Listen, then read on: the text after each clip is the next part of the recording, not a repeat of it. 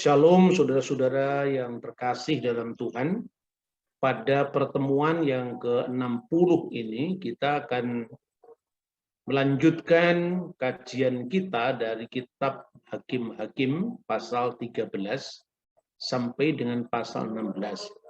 Dan kali ini kita akan belajar dari sosok yang cukup terkenal ya, yaitu sosok Simson.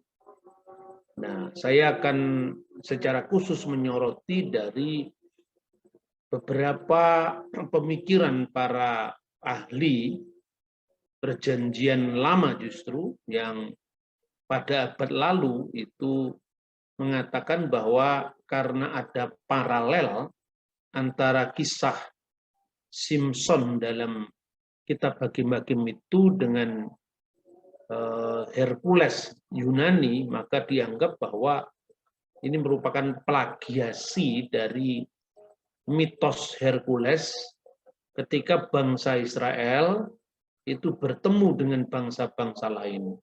Dan lewat saluran apa, itu menurut pemikiran para pemikir abad lalu, itu karena justru menurut mereka melalui bangsa Filistin sendiri. Karena orang-orang Filistin itu dalam kitab suci, asalnya mereka dari Kaftor, dan Kaftor itu adalah wilayah Yunani.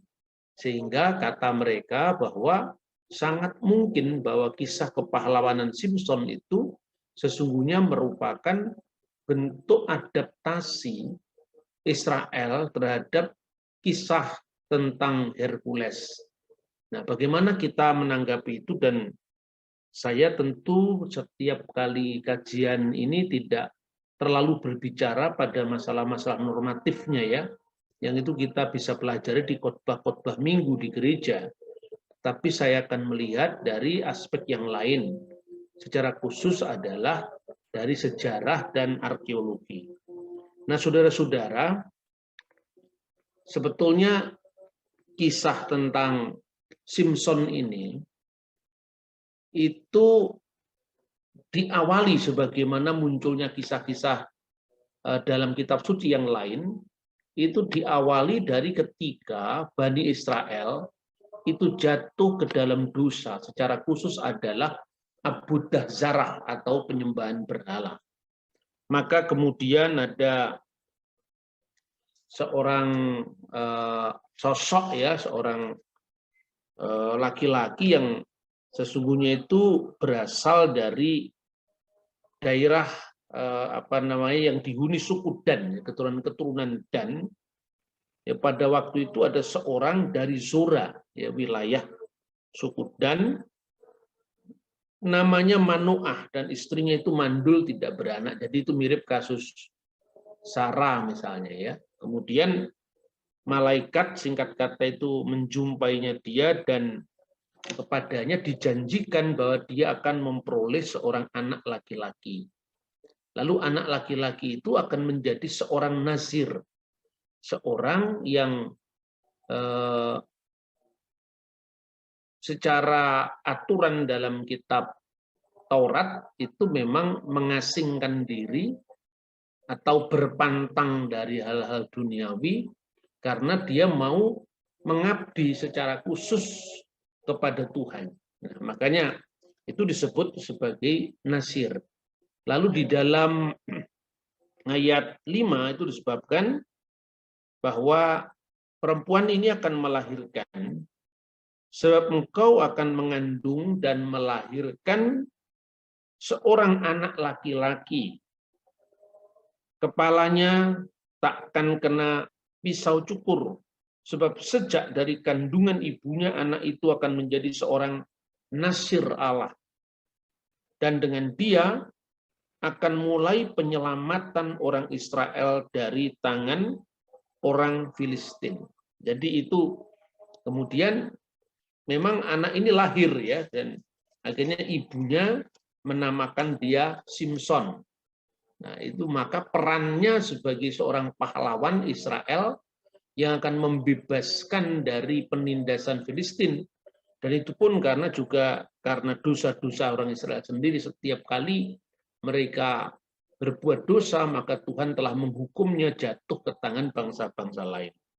Maka setelah perempuan ini tahu, istri Manoah ini tahu bahwa ternyata itu malaikat Tuhan, maka dia menerima panggilannya sebagai ibu yang akan melahirkan seorang anak laki-laki yang akan menjadi nasir Allah.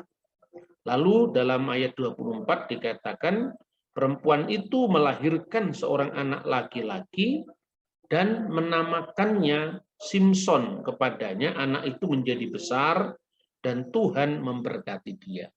Nah, di dalam teks bahasa aslinya, saudara-saudara, itu kata yang diterjemahkan anak itu sebetulnya ada dua. Yang pertama itu ben, ya, dan yang pertama dan yang kedua itu adalah Hanaar. Hanaar itu artinya sesungguhnya adalah seorang pemuda. Tetapi ketika kita melihat hubungan Simson dengan ibunya, tentu disebut dia adalah Ben atau Yelet, ya. Maka dalam teks aslinya itu disebutkan Watelet Haisah Ben, ketika Haisah perempuan itu melahirkan, artinya saatnya melahirkan, Watikra et Shemo, maka dia menamakannya, atau menamakan anak itu Samson. Lalu disusul dengan ungkapan Wayigdal, dan besarlah Hanaar, pemuda itu. Ya, dan besarlah pemuda itu Wayivarikihu Adonai, dan diberkati oleh Tuhan. Kenapa ungkapan Hanaar ini kita tekankan? Karena kalau hanya ditulis anak itu tidak jelas usianya berapa. Karena kalau Hanaar itu usianya sudah pemuda. Sebagaimana ketika Ismail juga itu bersama ibunya diusir dari keluarga Abraham oleh Sarah. Nah, kenapa? Karena Hanaar ini penting, karena ayat berikutnya, mulailah hatinya digerakkan oleh roh Tuhan di Mahane dan terletak di antara Surat dan Estaol. Dari situlah kemudian dalam usia dewasanya itu Simson kemudian menikah. Nah, memang sebetulnya di dalam aturan tentang seorang nasir itu ya boleh menikah, tetapi memang ada nasir yang karena sangat dekatnya komitmen mereka untuk Tuhan, maka tidak menikah. Misalnya adalah Yohanes Pembaptis. Yohanes Pembaptis itu kehidupannya seorang nasir. Dan nasir itu bisa dilakukan pada masa tertentu. Dan pada masa tertentu itu makanya kita bisa melihat di dalam Alkitab, ya, di mana Paulus membiayai orang yang kemudian datang ke Bait Allah, itu seorang nasir. Itu dikisahkan dalam Kisah Rasul pasal 18 dan 15 dan pasal 21-23 dengan memberikan persembahan-persembahan khusus yang ditentukan dalam kitab Taurat.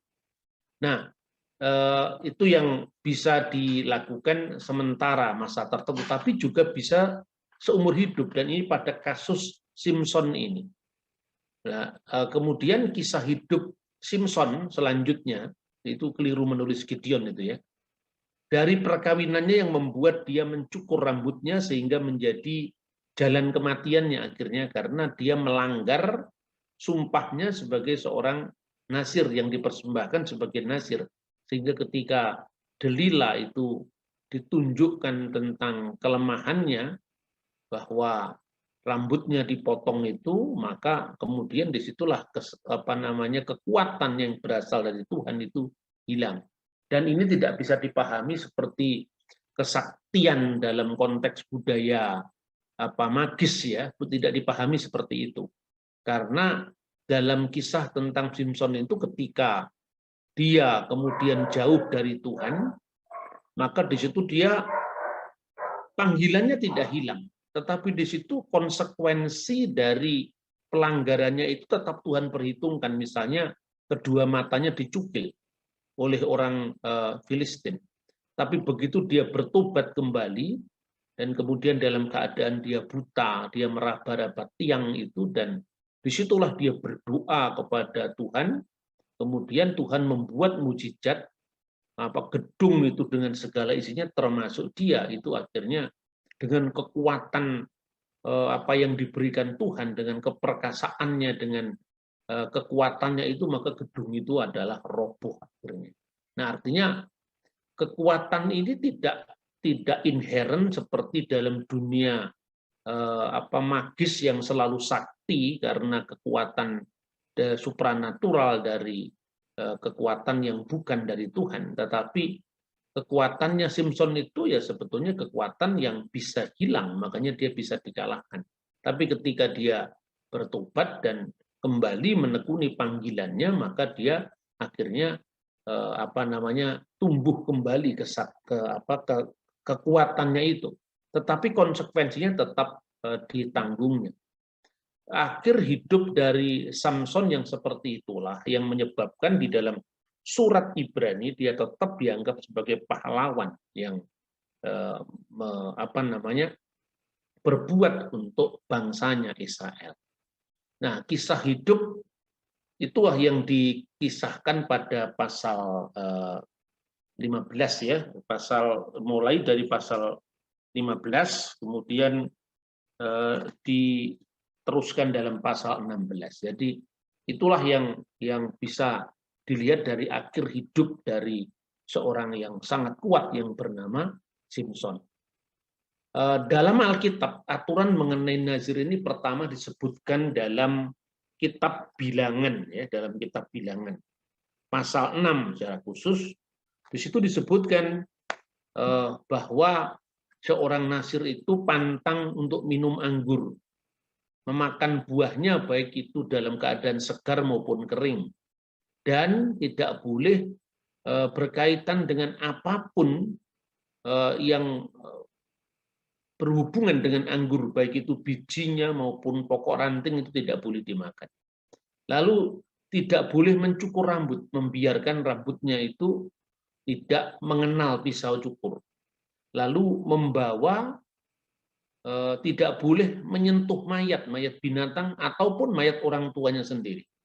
Kemudian terakhir, bagi mereka nasir yang punya batasan waktu itu membawa persembahan khusus apabila sudah mengakhiri masa kenazirannya.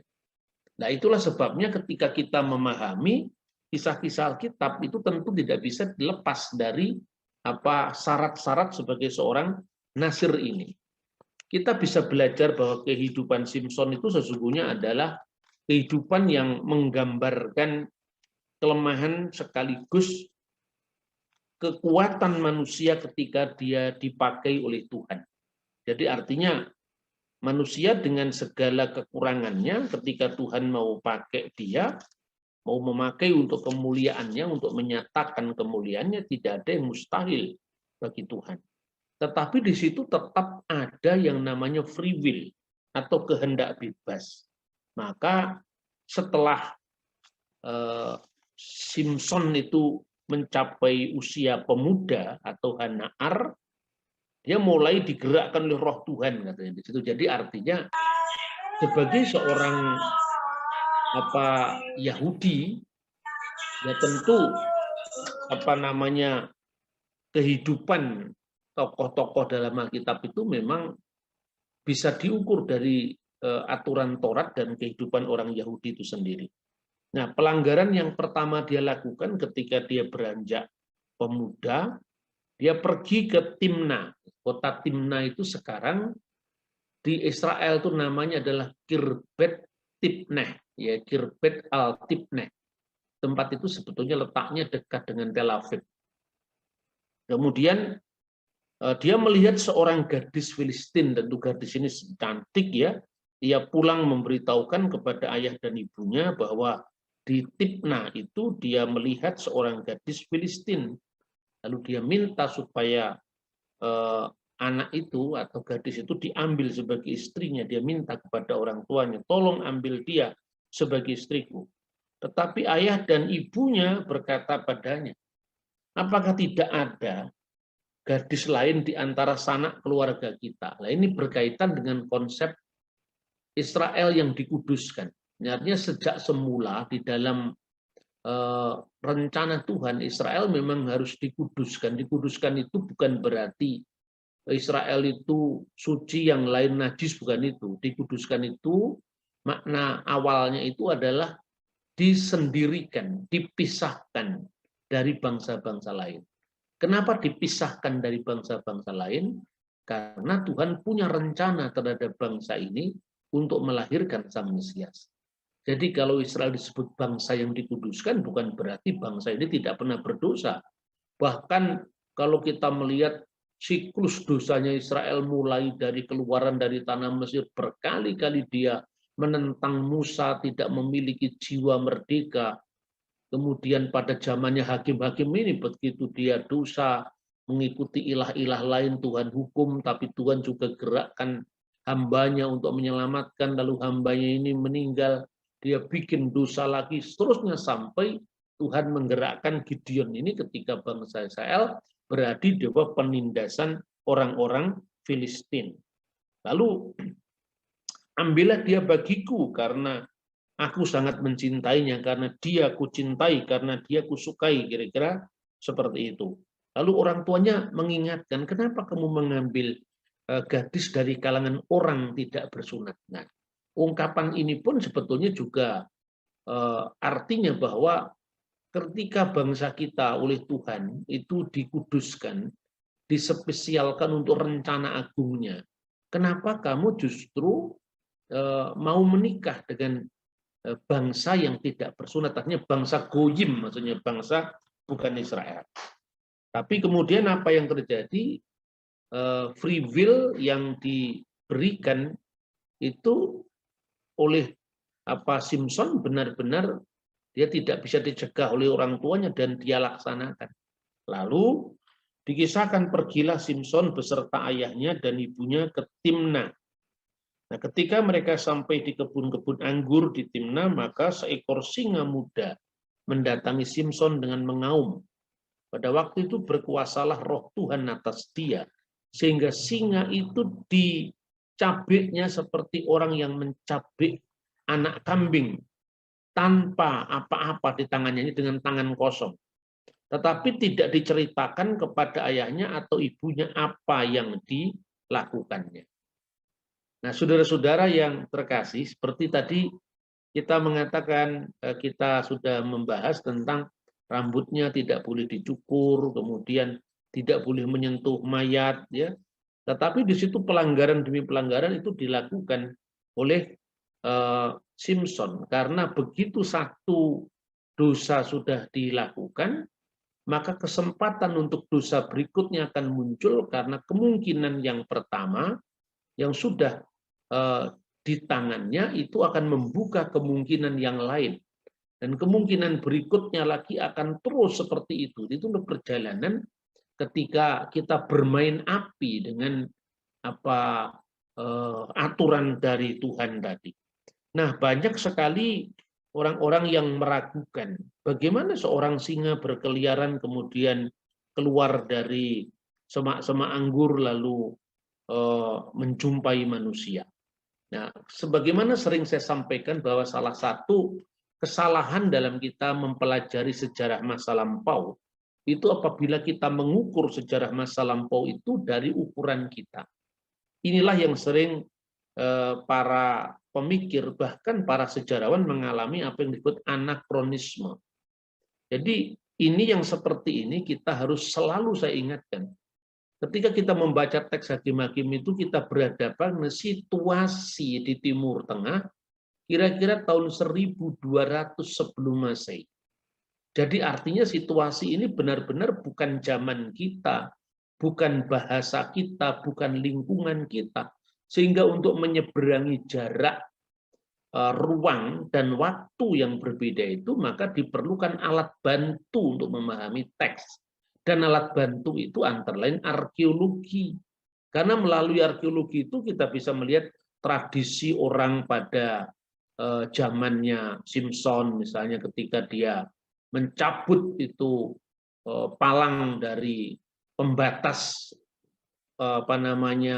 suatu teritori, itu penghinaan bagi masyarakat setempat. Jadi itu bukan sekedar dia membawa pembatas dibawa ke tempat lain, jangan-jangan dipahami itu mau dijual, jangan seperti itu. Itu sebetulnya berkaitan dengan kebudayaan, sistem sosial, kemudian paradigma dari masyarakat pada zamannya. Nah, sebetulnya kalau dalam kajian tentang sejarah dan arkeologi, sebetulnya seekor singa mendatangi orang pada zaman perjanjian lama itu lumrah di wilayah Israel dan sekitarnya. Waktu itu misalnya disebut sebagai hutan Jordan. Yang disebut hutan tentu beda dengan hutan jati di sini ya. Dan bagian-bagian lain di sekitarnya. Itu gambaran seperti itu muncul dalam naskah-naskah kuno. Kemudian tidak harus mencari penyelesaian dengan kemiripan kisah ini dengan kisah perlawanan Hercules dengan singa. Kemudian juga kekuatan Simpson itu baru hadir ketika memang Allah memakai dia. Tetapi kenapa ketika Simpson berbuat dosa dia tetap kekuatan Allah itu tetap ada? Karena memang Tuhan sudah menentukan bahwa Simpson itu kan dijadikan alatnya. Jadi tindakan dia yang salah, yang itu di mata Tuhan tetap dihukum, terbukti dia matanya dihilangkan atau diculik matanya itu, dicukil matanya, dan Tuhan juga tidak membela untuk mengembalikan matanya itu. Kemudian juga catatan-catatan kuno, termasuk penemuan-penemuan lempengan-lempengan kuno, yaitu seorang pria yang dianggap perkasa pada zaman dulu, entah itu kemudian sosoknya dimitoskan atau tidak, itu dikenal dalam dunia purba. Nah, seperti yang sering kita bahas, mitologi itu kan muncul dari situasi historis. Nah, kemudian situasi historis itu dilebih-lebihkan, diberi makna, ditafsirkan sesuai dengan alam pikir orang yang membuat mitologi itu. Jadi ketika kita membayangkan burung Garuda itu burung elang Jawa. Tapi bahwa kemudian orang India yang pada masa-masa sebelum Masehi itu cukup memuja tanah Dwipantara atau Nusantara yang kita kenal di Indonesia itu, elang Jawa yang biasanya itu tinggal atau istananya kalau bahasa mitos gitu di Kuta Salmali Dwipa, pulau-pulau kapas, pulau-pulau kapuk misalnya. Itu faktanya memang ada elang Jawa yang tinggalnya itu adalah di rerimbunan pohon randu. Tetapi kemudian di dalam konteks mitologi India, Garuda itu kemudian digambarkan sosok yang berbadan manusia, berparuh burung dan bersayap. Lah itu urusan lain.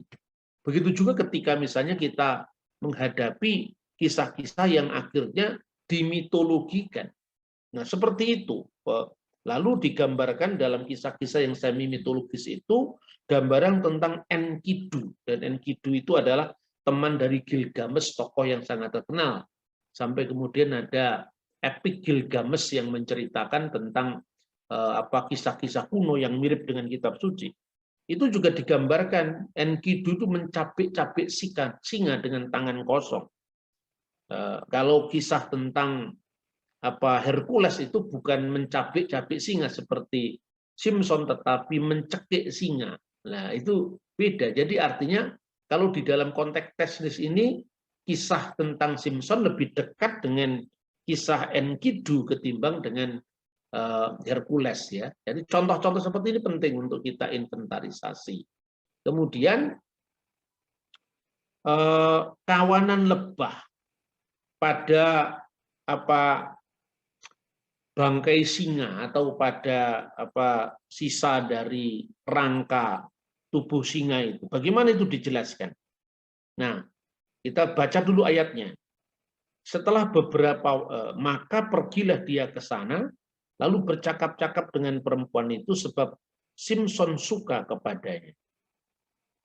Jadi itu diceritakan ketika dia sudah mencabik-cabik singa seperti anak kambing tadi.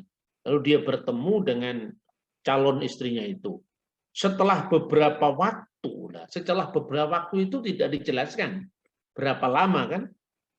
Kembalilah ia ke sana untuk kawin dengan perempuan itu. Jadi tentu ada waktu yang ya cukup lumayan lah lamanya. Sampai kemudian dikembali ke sana untuk kawin dengan perempuan itu, artinya pada saat peminangan gadis Filistin itu sampai pernikahannya. Dan ketika ia menyimpang dari jalan untuk melihat bangkai singa itu, tampaklah ada kawanan lebah pada kerangka singa itu dan juga madu.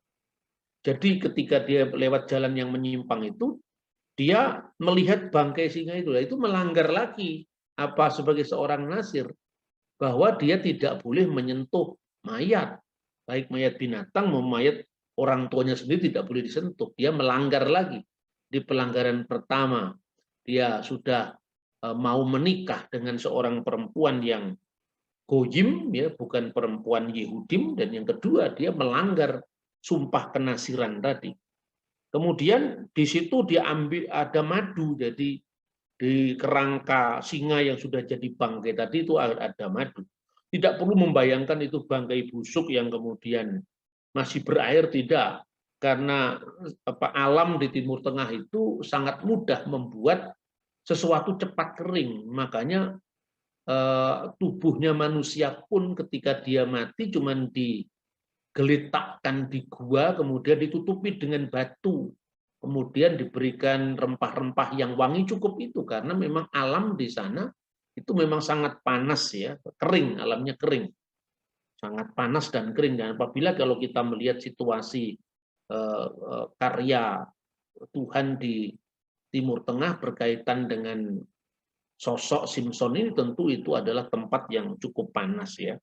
Kemudian kita bayangkan saja bahwa bangkai singa itu sudah menjadi kerangka yang kering, sehingga di situ ditempati dengan kawanan yang menghasilkan madu tadi, kawanan yang lebah, ya, yang kemudian menghasilkan madu tadi. Lalu apa yang dilakukan oleh Simson? Dikeruknya madu itu ke dalam tangannya, dan sambil memakannya ia berjalan terus, kemudian pergilah ia kepada ayahnya dan ibunya dan memberi tahukannya juga kepada mereka, lalu mereka memakannya, tetapi tidak diceritakan kepada mereka bahwa madu itu dikeruknya dari kerangka singa. Kenapa tidak diceritakan? Ibunya tentu sangat kecewa karena malaikatlah yang menampakkan diri kepadanya dan telah menentukan bahwa anaknya itu akan menjadi seorang nasir bagi Allah, tetapi dan anaknya tahu bahwa dia seorang nasir, tetapi dia melanggar itu. Karena itu dia tidak menceritakan kepada ibunya apa yang dilakukannya, yaitu mengeruk madu tadi dari kerangka singa yang sudah mengering tadi. Setelah ayahnya pergi kepada perempuan itu, Simson mengadakan perjamuan di sana, sebab demikianlah biasanya dilakukan orang-orang muda. Kemudian ketika mereka melihat dia, dipilihlah 30 orang kawan untuk menemani dia. Kata Simson kepada mereka, aku mau menyatakan suatu teka-teki dengan kamu, jika kamu dapat memberi jawaban. Ya. Dan ini sebetulnya diawali dari periode konflik antara Simson ini dengan orang-orang Filistin. Lalu apa teka-tekinya? Kata mereka kepadanya, katakanlah teka-tekimu itu supaya kami mendengar. Ya, 13. Lalu 14, lalu katanya kepada mereka, dari yang makan keluar makanan, dan dari yang kuat keluar manisan. Sebetulnya itu pengalamannya sendiri. Pengalaman sendiri yang dia memamerkan keperkasaannya itu sebetulnya, yaitu singa tadi, yang kemudian dari yang kuat tadi, maksudnya singa itu binatang yang kuat, itu adalah keluar madu yang manis tadi. Sebetulnya itu adalah gambaran tentang keperkasaannya dia. Dan itulah yang disampaikan kepada orang Filistin. Nah, saudara-saudara, kawanan lebah di kerangka singa itu juga bukan hal yang aneh dalam catatan arkeologi atau catatan sejarah. Di Timur Tengah, ya, itu misalnya kita bisa membaca tulisan Herodotus, seorang bapak ilmu sejarah, dalam bukunya Turion, ya, ilmu sejarah. Dia mengatakan bahwa sekawanan lebah dan sarang-sarang lebah itu ditemukan di tengkorak Onesius. Jadi tengkoraknya manusia yang sudah mengering ada kawanan lebah. Jadi yang seperti itu bukan hal yang aneh. Ya, catatan-catatan kitab suci itu kita akhirnya pertentangkan dengan dunia ilmu pengetahuan seperti yang dilakukan oleh orang-orang pada abad lalu. Nah, kemudian saudara-saudara ketika Simpson mengeluarkan teka-tekinya itu, kemudian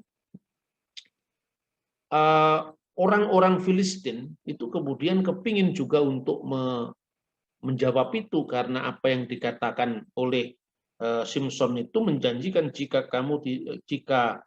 aku akan mengatakan suatu teka-teki dengan kamu jika kamu dapat memberi jawabannya yang tepat kepadaku dalam 7 hari selama perjalanan ini berlangsung dan menebaknya maka aku akan memberikan kepadamu 30 pakaian lenan dan 30 pakaian kebesaran. Nah, kemudian orang-orang Filistin itu mendesak supaya istrinya yang orang Kanaan tadi menyampaikan kepada Simpson apa rahasianya. Jadi apa rahasia dari teka-tekinya itu karena dia mau memenangkan teka-teki dengan mendapatkan hadiah yang dijanjikan oleh Simpson. Nah, dalam dunia Timur Tengah juga model teka-teki ini juga lazim dipakai. Ya. Kemudian bujuklah suamimu supaya dia memberitahu kepada kami tentang apa jawabnya. Akhirnya Simpson yang perkasa itu ditaklukkan karena kelemahannya bujuk rayu seorang wanita, apalagi itu wanita dari yang memusuhi bangsanya.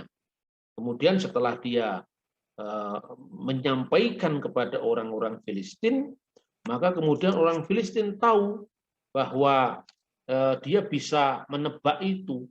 Tapi kemudian dia mengatakan kepada orang Filistin itu ya karena rahasianya itu sudah dibuka oleh istrinya sendiri yang kemudian disebutnya dengan kata kasar ya.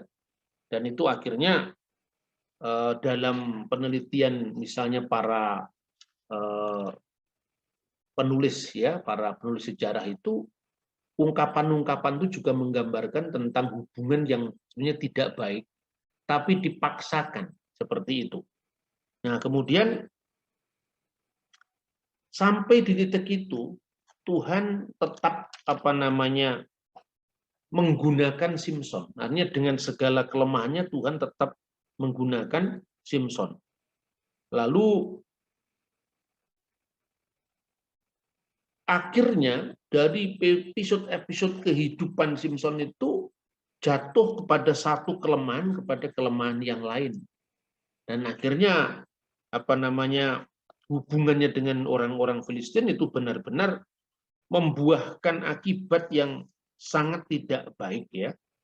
Ya, tapi kita bisa membaca pada teks selanjutnya setelah orang Filistin itu bisa menyampaikan apa yang disampaikan oleh istrinya tadi. Tetapi istrinya itu menangis di sampingnya selama 7 hari mereka mengadakan perjamuan itu. Dan pada hari yang ke-7 diberitahukannya kepadanya karena ia merengek-rengek kepadanya. Itu menggambarkan ketidakberdayaan Simpson yang kuat, yang perkasa itu di depan rayuan istrinya yang orang Filistin tadi. Dan memberitahu teka-teki itu kepada orang sebangsanya. Lalu pada hari yang ke-7 itu, sebelum matahari terbenam, berkatalah orang-orang kota itu kepadanya, apakah yang lebih manis daripada madu? Apakah yang lebih kuat daripada singa? Sautnya kepada mereka, kalau kamu tidak membacak dengan lembu betinaku. Nah, ini yang saya katakan tadi, kata-kata yang kasar. Bahkan ada penafsir yang mengatakan itu bahwa istrinya Simpson itu berselingkuh dengan orang-orang Filistin itu tadi. Maka disebut sebagian kamu membacak dengan lembu betinaku. Sekalipun sebetulnya tafsiran itu masih multi interpretasi ya.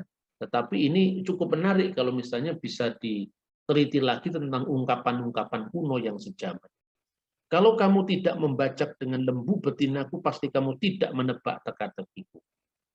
Nah, menarik di sini pada ayat 19, maka berkuasalah roh Tuhan atas dia dan pergilah dia ke Askelon dan dibunuhnya 30 orang di sana, diambillah pakaian mereka dan diberikannya pakaian-pakaian kebesaran itu kepada orang-orang yang dapat memberi jawab teka-teki itu. Tetapi amarahnya masih juga menyala-nyala dan pulanglah ia ke rumah ayahnya, maka diberikanlah istri Simson itu kepada kawannya bekas pengiringnya. Jadi ini sebetulnya dosa yang terus berentetan. Tapi pertanyaannya bagaimana kemudian kok Tuhan justru mengizinkan Simson itu melakukan tindakan kekerasan terhadap orang Filistin dan Alkitab tidak menjelaskan alasannya. Nah, dalam konteks seperti ini kita tidak boleh menjadikannya itu sebagai ayat yang dilepaskan dari konteks keseluruhan. Nah, di dalam teologi Perjanjian Lama itu sebetulnya kita tidak mungkin meneliti satu perikop lepas daripada sejarah panjang bangsa ini. Misalnya kedurjanaan orang Amori belum lengkap. Itu artinya apa?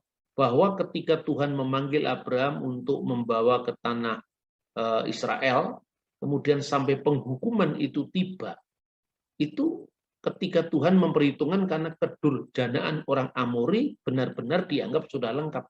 Nah, itu kan terjadi 400 tahun, betul. Tapi pertanyaan, apakah anak-anak yang dilahirkan selama sekian generasi itu juga ikut berdosa? Lah ini, karena dalam logika kejatuhan dosa itu akan menciptakan lingkungannya, sehingga anak-anak yang dulunya memang lahir suci, itu karena lahir dari lingkungan seperti itu, maka dia akan meneruskan apa yang diteruskan oleh orang tuanya secara turun-temurun. Nah, kadang-kadang memang dalam konteks seperti itu Tuhan memakainya. Ini sudah genap rancangan Tuhan seperti itu. Seperti ini misalnya contohnya ya. Logika yang terbalik sekarang. Di mata iblis, Yesus itu kalah. Karena toh akhirnya Yesus disalibkan. Nah, makanya kalau dikatakan iblis punya kemenangan, ya, itu logikanya iblis. Dia telah meremukkan tumitnya lewat penyaliban. Tetapi akhir daripada pertarungan antara kebenaran putra Allah dengan iblis itu, iblis diremukkan kepalanya. Jadi artinya bahwa dalam sebuah perjuangan, dalam sebuah revolusi, itu kadang-kadang memang ada korban. Dan korban itu kadang-kadang memang ini misteri bahwa Tuhan itu selalu berada di tidak pernah absen dari proses sejarah yang panjang. Tapi tentu setiap orang itu akan ditakar menurut perbuatannya masing-masing. Nah, setelah ini kemudian muncul lagi bagaimana perlawanan Simon sama orang-orang Filistin. Kekerasan lagi, tindakan kekerasan demi kekerasan. Kemudian sampailah kisahnya tentang Simon di Gaza. Gaza itu sekarang juga namanya Gaza ya. Kekerasan demi kekerasan karena pertama Simson itu datang kepada bapak mertuanya, di mana anaknya yang dulu jadi istrinya yang sudah diberikan pengiringnya itu tampaknya kemudian dinikahkan sama dia oleh orang tuanya. Maka ketika Simson datang dan dia membawa seekor anak kambing dan izinkan aku masuk ke kamar istriku. Mungkin orang mertuanya mengatakan dia bukan lagi istrimu karena saya sudah mengawinkannya dengan bekas pengiringmu. Ambillah adiknya kalau kamu mau, kan adiknya juga tidak kalah cantik dari dia gitu. Kemudian Simson meninggalkan itu dan akhirnya juga terjadi bagaimana tindakan kekerasan yang terus berlanjut sampai kemudian Simson di Gaza. Nah, kemudian muncullah episode baru lagi, mulai ayat 4 sesudah itu Simson jatuh cinta pada seorang perempuan dari lembah Sorek yang namanya Delila. Dan ini yang sangat terkenal dengan Simson Delila, tapi jangan disamakan dengan filmnya Benyamin, Simson Delila. orang Betawi. Mungkin kisah ini mengilhami, tetapi tentu makna teologisnya tidak utuh diambil di sana, yang mungkin itu kekuatannya atau apa namanya bujuk rayu delilanya yang digambarkan seperti itu. Tapi itu sebetulnya kisah yang ditekankan dalam kitab suci. Dan kemudian apa yang terakhir terjadi itu ketika Delila itu benar-benar disewa lebih mahal lagi oleh orang-orang Filistin untuk mengetahui di mana letak kekuatan dari Simson itu. Lalu diceritakan tentang rambutnya yang harus dipotong. Lah itu pelanggaran lagi terhadap apa yang dikatakan pantang untuk mencukur rambut tadi, tidak boleh digunting rambutnya. Jadi tekanannya di sini jangan diambil makna secara magis bahwa itu adalah kesaktiannya dia, intinya ada di rambutnya seperti dalam dunia magis, bukan seperti itu.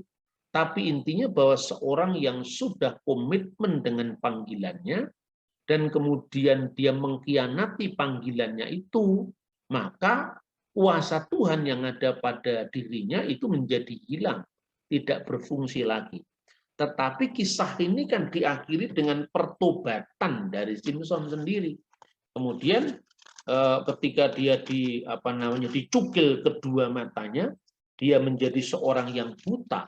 Tetapi rupanya di situ dia menyadari kesalahannya, dan kemudian dia minta supaya diantarkan kepada tempat di mana mereka berkumpul, ya, dan itu diduga sebuah kuil, ya.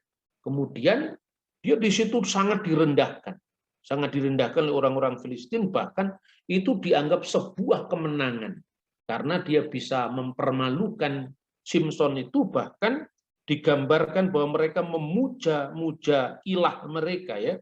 Setelah diserahkan oleh ilah kita ke dalam tangan kita, Simson musuh kita, lalu mereka berseru, telah diserahkan oleh ilah kita, sembahan kita, ke tangan kita, musuh kita, perusak tanah kita, yang telah membunuh banyak teman kita.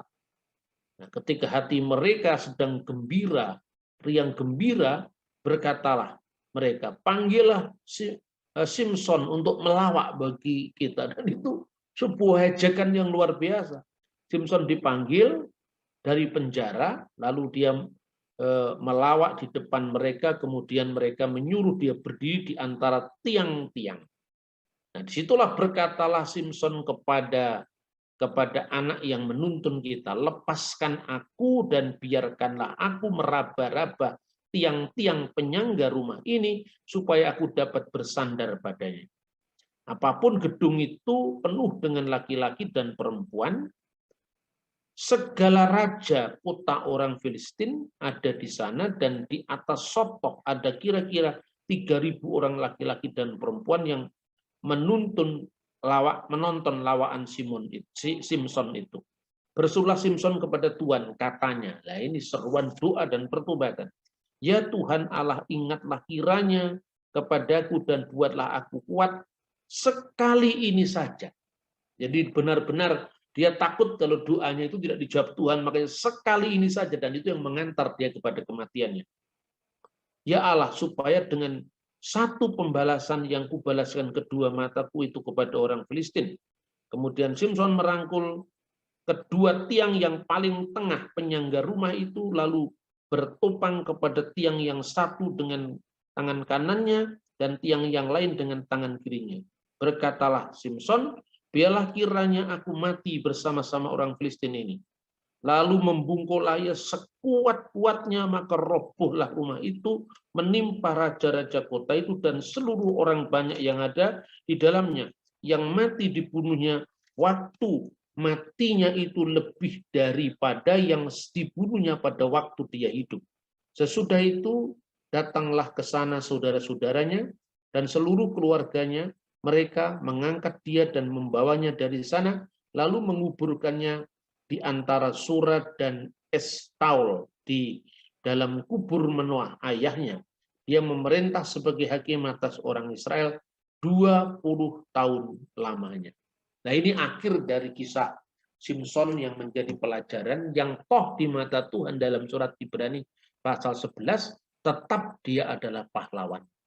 Jadi satu kisah yang menurut saya memang ironis, dan kisah ini memang sulit dijelaskan apabila kita melihat dari lensa kacamata modern ya. Nah, makanya kita akan melihat bagaimana kita merenungi ini dalam konteks tuduhan-tuduhan dari para ahli modern tentang kisah Simpson ini. Jadi ada teori di antara beberapa sarjana perjanjian lama bahwa Simpson itu adalah perwujudan manusia dari dewa matahari. Jadi itu mitos yang ditransfer ke Israel. Dan mereka membuktikan bahwa kata Samson, bahasa Ibrani untuk Simpson, Samson, dalam bahasa Ibrani itu berkaitan dengan Semes, yaitu matahari. Memang benar kata itu artinya matahari, tetapi kan tidak harus berarti bahwa matahari itu diartikan dewa matahari kan. Sebab kalau seorang muncul dari kalangan masyarakat yang memang benar-benar itu adalah pluralistik ya, itu tentu saling meminjam bahasa tapi dengan pemaknaan yang berbeda itu kan terjadi. Misalnya tanpa terasa kita ini menyebut memberi nama anak kita itu Wisnu. Ketika seorang anaknya Wisnu, apalagi orang Aceh, kan tidak digambarkan Wisnunya dewa India, tetapi kata itu sudah diserap dalam bahasa Indonesia. Ketika seorang memberi anaknya Surya, pandangannya tentu bukan berarti dewa matahari, tetapi itu sudah diserap dalam bahasa Indonesia. Mungkin ditafsirkan terangnya seperti terang sang Surya. Begitu juga ibu dari Simpson ini memberikan anaknya itu, mungkin dia menggambarkan bahwa anaknya itu jalannya akan diterangi oleh terang dari Tuhan karena sudah dipersembahkan sebagai seorang nazir.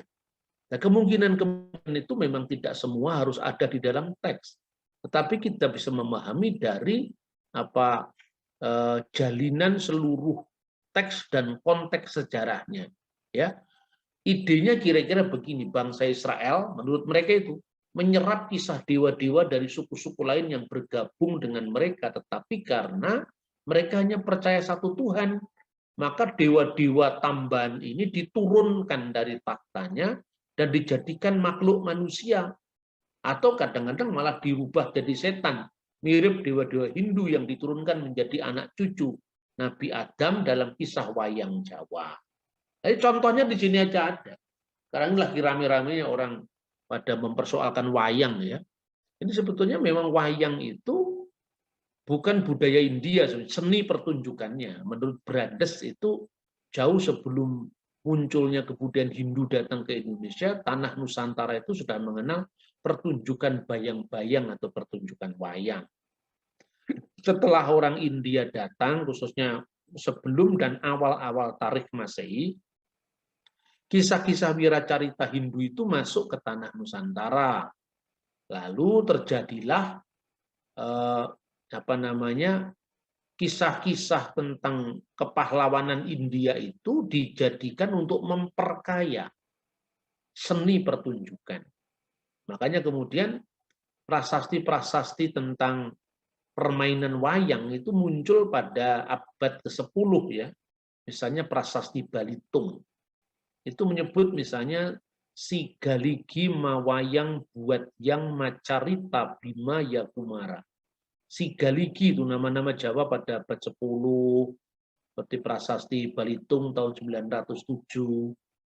Memainkan wayang, mawayang itu memainkan wayang buat yang untuk Tuhan. Ya, di sini yang itu unsur Jawa lokal, itu unsur Nusantara lokal. Makanya di Sriwijaya dikenal yang namanya Bala Putra Dewa itu adalah Dapun Tajang. Nah, yang itu kan bukan hanya bahasa Jawa, itu bahasa Nusantara. Makanya di hampir di seluruh kepulauan Nusantara itu ada persamaan itu bahasa Austronesia kuno. Misalnya sembahyang itu menyembah Tuhan. Sembahyang menyembah Tuhan. Ketika kata Dwipa diterjemahkan dalam bahasa bukan hanya Jawa, Nusantara kuno, makanya di Saparua ada Nusaina, Nusa Laut. Nusa itu artinya pulau. Dwipantara jadi Nusantara misalnya. Nah, kisah wayang juga seperti itu.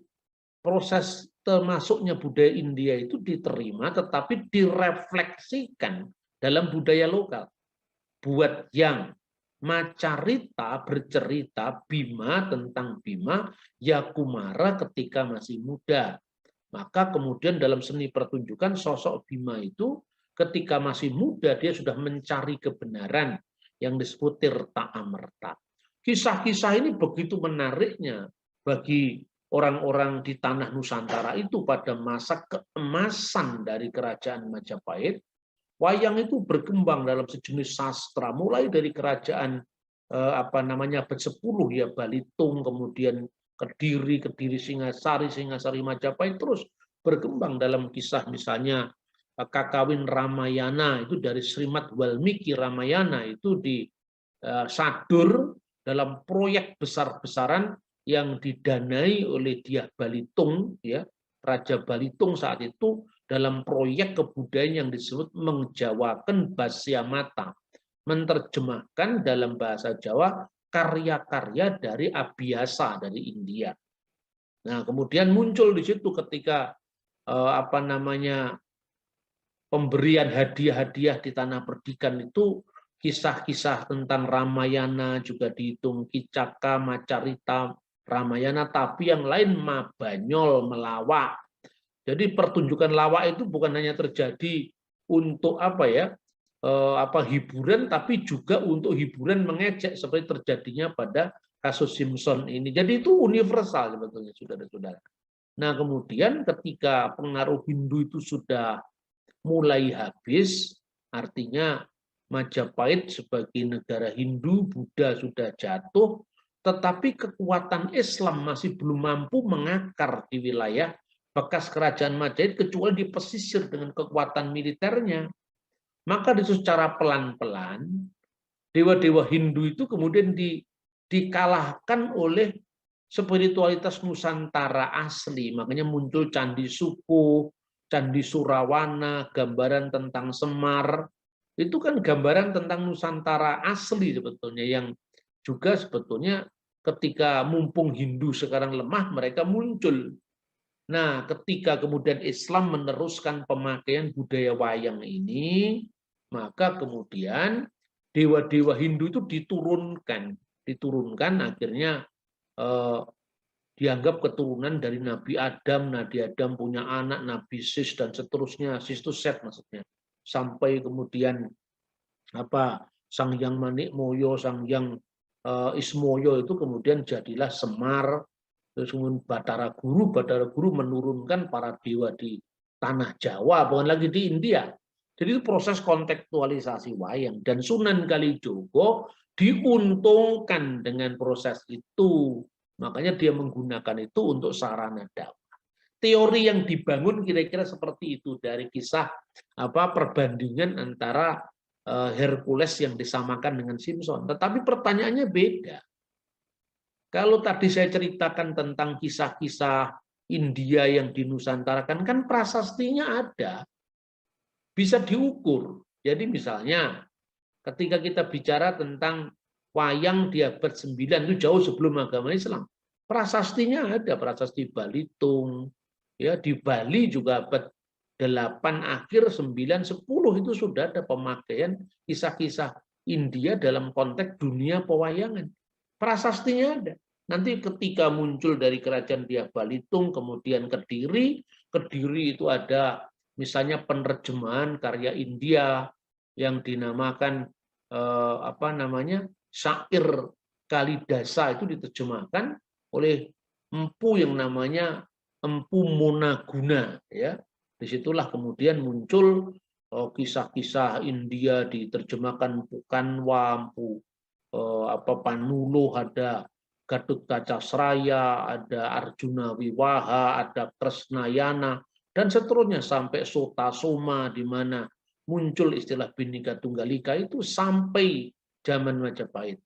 Kemudian di masa akhir Majapahit masih ada namanya Tantu Panggelaran dan seterusnya, sehingga ketika orang mengatakan, oh sebetulnya kisah wayang itu ciptaannya Sunan Kalijogo, mudah membantahnya, karena dari sudut pandang kronologi sejarah Sunan Kalijogo hidup di abad ke-14 akhir dan awal abad 15 sampai abad 16 karena usianya panjang, tetapi prasasti-prasasti kuno yang pra-Islam itu semua sudah ada. Jadi sangat mudah diadakan rekonstruksi historis.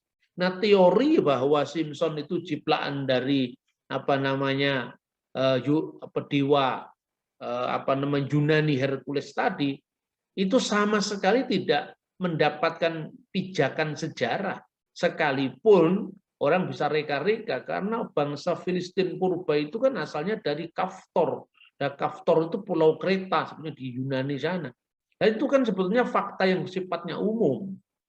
Sifatnya umum itu gini, sudah ada penjelasan misalnya kapal-kapal Hiram yang pergi ke Ofir-Ofir itu adalah Sumatera misalnya. Itu kan statement umum. Statement umum itu kan mendapatkan pijakan.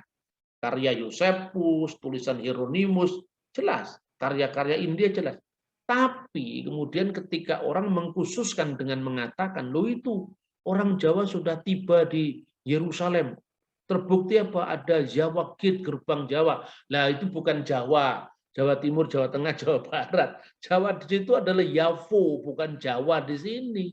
Nah itu kan bisa diadakan telaah secara etimologi, secara historis, secara arkeologis.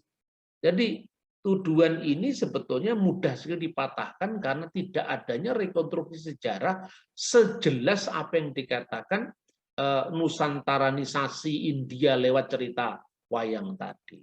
Nah, kesamaan antara kisah Hercules dengan Simpson. Keduanya sama-sama membunuh singa.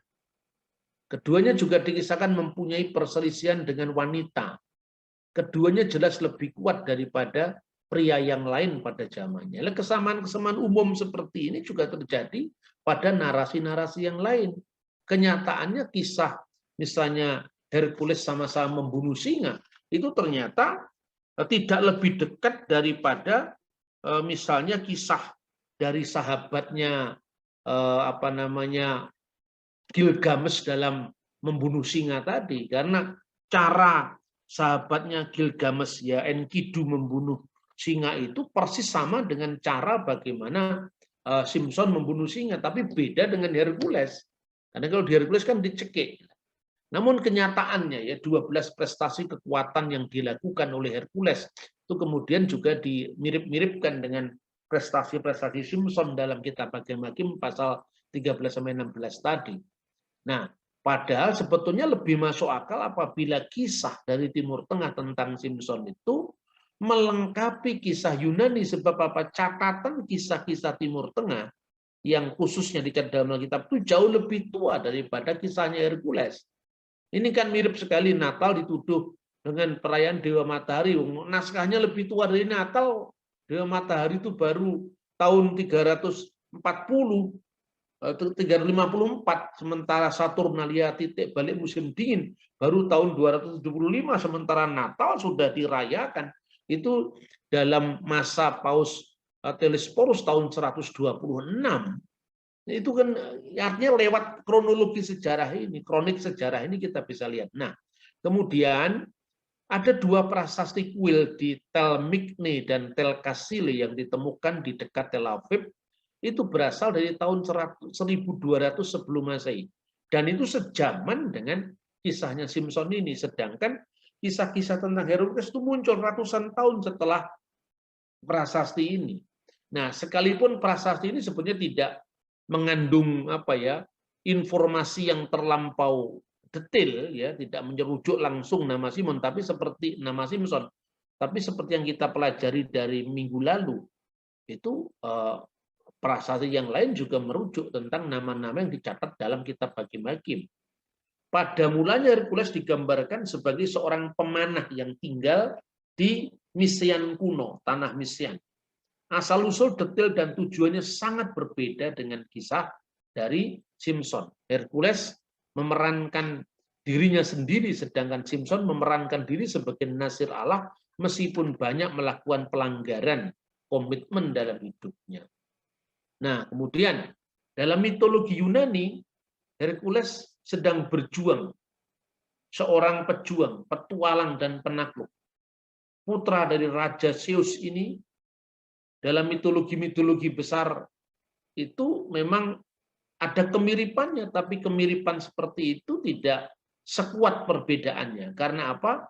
Mitologi-mitologi besar itu kadang-kadang sejarah yang bumbui lebih imajinatif dan akhirnya sangat jauh dari kenyataan yang terjadi.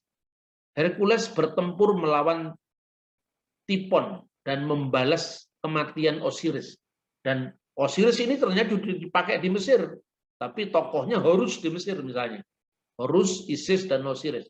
Lalu melakukan banyak pelayaran mengatasi para tiran kebanyakan di seluruh Eropa. Nah, pelayaran itulah yang kemudian dilakukan oleh orang-orang Yunani kuno sampai mereka dikenal sebagai orang-orang Filistin yang dikenal dari pulau-kepulauan Katfor atau Kreta. Hercules melakukan kampanye perang brutal, perang balas dendam atas pembunuhan terhadap ayahnya yang diadaptasi dalam beberapa varian mitos Yunani, ya. Tetapi sebenarnya Simpson memiliki kisah dan caratannya sendiri yang sangat berbeda dalam kitab suci. Jadi kalau pelanggaran-pelanggaran yang dilakukannya itu tidak sama dengan apa yang berada di balik kisah Hercules. Tetapi sebetulnya itu adalah ketidakberdayaannya, bukan karena kekuatannya, justru karena ketidakberdayaannya di samping kekuatan dia. Dalam kisah-kisah dewa-dewa Yunani itu kan kalau orang disebut tokoh sakti itu ya sakti seterusnya. Tapi kalau dalam kitab suci ketika dia meninggalkan Tuhan di situ hilang kekuatannya seperti kasusnya Simpson tadi. Nah, kemudian lebih jauh lagi kalaupun ada kemiripan maka perbedaannya jauh lebih besar daripada kesamaannya. Nah, ini satu fakta yang mungkin cukup menarik ya. Penemuan dua kuil kuno secara arkeologis membuktikan keakuratan kisah Simpson. Satu, kuil kuno di Tel Kasile di sebelah utara Tel Aviv. Dan kuil kuno di Tel Migne, yaitu kota Ekron, 21 mil di sebelah selatan Tel Aviv. Kedua kuil ini memiliki arsitektur yang unik, yaitu atapnya disangga oleh dua tiang penyangga tengah, persis yang dikisahkan di dalam kitab Hakim-Hakim, sehingga banyak arkeolog yang menduga bahwa ini pasti yang digambarkan dalam kitab Hakim-Hakim. Berarti di tempat ini dulu kisah setting dari sejarah kisah Simpson itu. Ya, karena apa? Pertama kali arsitekturnya persis sama digambarkan di dalam Alkitab ya, dengan tiang penyangga yang ada dua di atas dengan tiang penyangga di tengah. Dan kemudian tiang penyangganya terbuat dari kayu dan berdiri di atas alas batu. Dengan bentuk tiang-tiang yang berjarak 6 kaki. Seorang yang kuat dapat melepaskan tiang dari atas batunya dan menyebabkan seluruh atap rumah. Seperti juga arsitektur Timur Tengah kuno yang lazim disebut batu penjuru. Maka Yesus disebut batu penjuru. Batu penjuru itu sebetulnya arsitektur kuno yang sebetulnya itu kekuatan dari seluruh bangunan itu. Jadi saya tidak bisa memperagakan, tapi kalau ada gambarnya bisa diperagakan ya. Jadi seluruhnya itu disangga sedemikian rupa, tapi ada satu batu penjuru kunci. Itu tidak di semen, tidak dilem seperti di zaman kita sekarang. Tetapi apabila batu penjuru itu ditarik, ya, itu semua akan roboh. Itu kira-kira kalau arsitektur zaman kuno di Timur Tengah seperti itu, karena kebanyakan dari batu. Kalau Anda bisa bandingkan, tapi tidak sepenuhnya sama, bisa dibandingkan rumah joglo di Jawa. Rumah joglo di Jawa itu kan tanpa dipaku, tetapi hanya dilubangi dan itu disetel begitu. Nanti ketika dia ada angin sekeras apapun, dia akan bergerak-gerak begini secara elastis, sehingga tidak mudah runtuh seperti bangunan beton. Nah, seperti itu kira-kira gambarnya, tapi ini beda. Karena kalau di sini arsitekturnya kayu, sementara kalau di Timur Tengah itu arsitekturnya batu, makanya ada batu penjuru. Pada tahun 210 telah ditemukan juga kuil kuno di Filistin yang namanya Tel Safi, yang terletak di wilayah Gaza yang diduga dihancurkan oleh Simpson, ditemukan dalam suatu penggalian yang dipimpin oleh Profesor Aren Meir. di mana kuil itu juga memiliki 2 tiang penyangga di tengah-tengahnya. Jadi ketika 2 tiang penyangga di tengah-tengah begini itu kan menyangga seluruh bangunan kuil itu. Dan dengan kekuatan yang diberikan Tuhan, Simpson tidak harus mukuli satu-satu dari tiang yang begitu banyak, cukup tiang penyangga itu dengan kekuatan yang diberikan Tuhan itu kemudian didorong begini, satu sebelah tangan kanan, satu tangan kiri, maka kemudian itu sudah bergerak semuanya. Jadi kalau kekuatan tentu kekuatannya dari Tuhan, tapi bagaimana kekuatan itu bisa dijelaskan ketika berhadapan dengan objeknya. Itu sangat jelas sekali. Nah, inilah kisah dari kitab Hakim-Hakim secara khusus yang ditulis dalam pasal 13 ayat 29. Kemudian Simpson merangkul kedua tiang paling tengah penyangga rumah itu, lalu bertopang kepada tiang yang satu dengan tangan kanannya dan kepada tiang yang lain dengan tangan kirinya. Maka robohlah tempat itu, karena itu mirip seperti batu penjuru yang kemudian menjadi kekuatan seluruh bangunan itu. Nah itu saudara-saudara, terima kasih untuk ngaji barengnya, karena memang ada gangguan teknis sinyal tidak bagus, maka ini bisa menjadi tayangan tunda bersama dengan yang kemarin juga belum ditayangkan, yaitu ngaji ke-54. Kiranya Tuhan memberkati kita. Shalom. Amin.